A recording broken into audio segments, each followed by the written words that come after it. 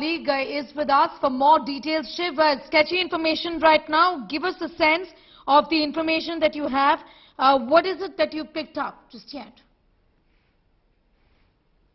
A very troubling development involving a mid-air collision of two Indian Air Force fighters. The recovery operations have taken place.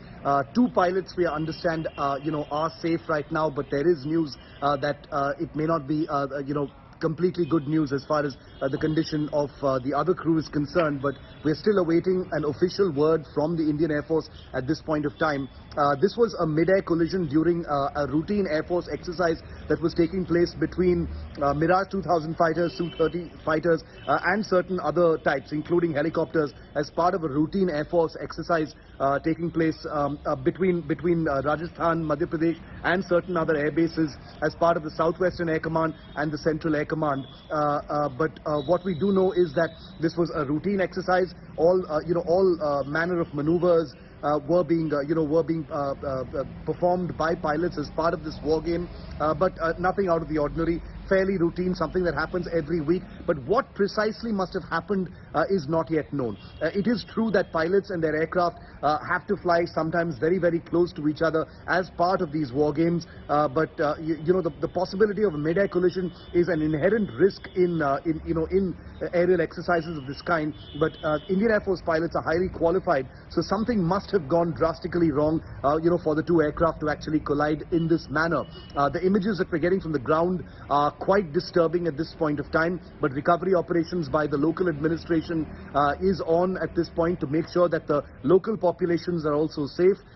We have information that two pilots have been recovered and are safe. An official confirmation and detailed word and statement from the Indian Air Force, is going to happen.